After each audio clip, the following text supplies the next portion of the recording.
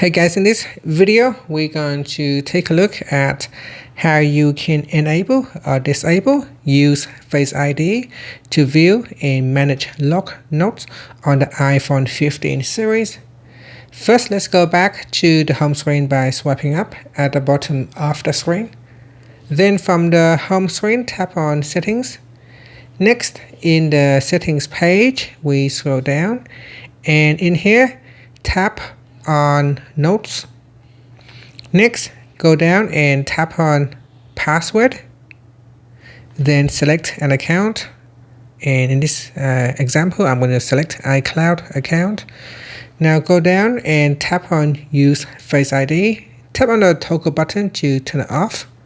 When you turn off, you need to enter the password you created for Notes in your account. So the password that I have created is test, then tap on OK. So put in your password and tap on OK. And that will allow you to switch it off, or you can turn it on. When you turn it on, again, you need to put in the password that you have created for Notes. And that's it. That is how you can turn it on or switch it off.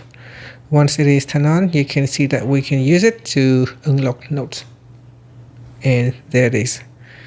And that's it. Thank you for watching this video. Please like and subscribe to my channel for more videos.